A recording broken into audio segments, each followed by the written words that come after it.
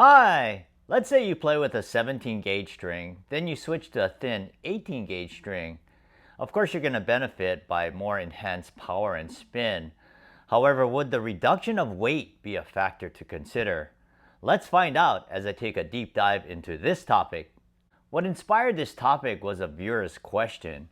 I have switched to a thin string gauge and now have dropped 5 grams in racket weight. What would you recommend doing to get the racket back to the way it was with the thicker gauge? I can definitely feel the lower swing weight. 5 grams, that's quite a difference, which could mean about 10 units in swing weight difference. What are the two gauges, and do you have access to a swing weight machine? I went from Lynx Tour 1.25, which is more like 1.28, down to Solinco Tour Bite Soft at 1.15 millimeters. I had my rackets matched on a Swingweight machine, but it's about an hour drive away. I love the weight with the thicker strings, but I like the extra power and bite from the thin strings. Any help is appreciated. So here's how I answered this question. Number one, I'll give you my short answer. Add 4 to 5 grams to the 3 and 9 o'clock locations of the head to match your original swing weight, while providing torsional stability and widening the sweet spot. And number two is my long answer. I'll create a video where I'll create the racket and string scenario, and I'll test it using a DIY swing weight tool. So stay tuned. All right, to start this process, what I'm gonna do is I selected this racket that I'll be stringing. I'll string it twice with the two strings. And I was trying to find two strings with a 5 gram difference, and I don't have the exact string as the viewer had. So what I did is I have a polyester string, 16 gauge, which is a Prince Vortex, and it came in at 23.5. I also have a 16 gauge and a Prince Lightning Pro. It's a synthetic gut, and this one came in close to 5 grams. It's 18.4, so that's close enough. And in case you're wondering why these two weigh differently, even though it's the same gauge, you can check out this video where I actually got into the different materials and string gauges and different weights of different materials. All right, so I'll go ahead and string up the racket with this one first, take some measurements. I'll cut it out and then take a measurement with this one.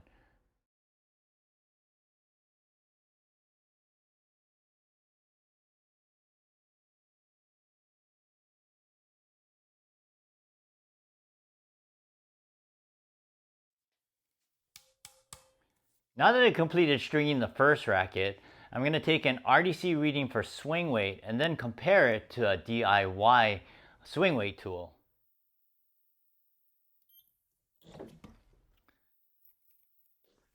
Now that I completed taking the swing weight on the RDC, if you've never seen the DIY swing weight tool, it's a useful tool on the Tennis Warehouse University website, and I'll provide the link down below. Basically, you need a scale, and you're going to weigh the racket, and you're going to input this into a calculator on their website. So I got 311, so I'll put that on there. Then you need to measure the balance point, and so you do need a balance board. And so you're going to go ahead and take the in centimeters, and I have here 32.5 on this first racket. Then the next measurement you need will be the distance that you're going to be hanging the racket on the edge of the table, and you're going to do that by having either two chopsticks or pencils, and it's going to be inserted on the top cross string of the racket. So what you need to do is measure the distance from that first cross string to the bottom of the butt cap. So I have a ruler here, and you're going to do this in centimeters. So you go ahead and get the ruler, and you just go ahead and measure from there to the butt cap. And in this case, I have 63 centimeters. And then finally, what you're going to do is you're going to mount the racket on the edge of the table using the two chopsticks at the edge. And you want to space them apart from the center of the racket outwards equally. And then you're going to use something heavy to mount the chopsticks at the edge of the table. And I'll provide a picture so you can see how I actually did set it up. So basically it's going to be balancing on the edge of the table, and then you'll be swinging the racket and counting the amount of times that it takes for the racket to go back and forth 10 times.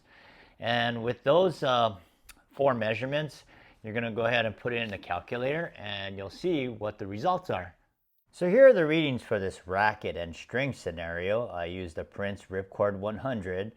I have the weight in grams unstrung as reference, but we're really going to pay attention to the strung weight, the swing weight using the RDC, and I wanted to use that to compare it to the DIY to confirm that the readings are pretty similar, and that I can assure my viewer that if you were to use the DIY, it would be pretty accurate.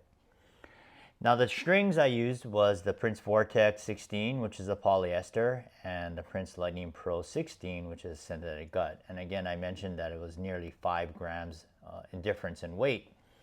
So after I strung the racket twice, I did the Vortex first. It came in at a strung weight at 316.2, and for the Lightning Pro 311. So there was a difference of 5.2, so it stayed pretty close to that 5 gram difference.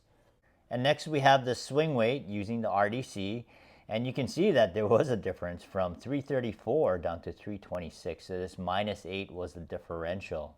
Then on this column here, the swing weight measured by the DIY, as I mentioned, I had to get those 4 measurements, and I came out with 332 on that one, so it's nice to see that it was close to this. And I did another video where I did actually compare the RDC, the DIY, and the Graffiti swing weight device. So if you haven't checked that video out, you can check it out here.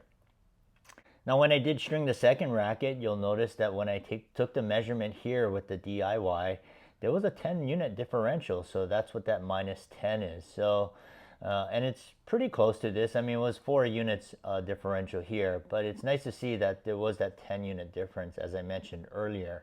All right, so now we're going to take a look at this final row here, and this is with the lighter strings. So I took the Prince Lightning Pro, and this added weight, the 5 grams, I added it to the head at the 3 and 9 o'clock positions of the frame. And what I did is I used a 1/4 inch, and you'll see that I put it on both sides. And let's take a look at the readings.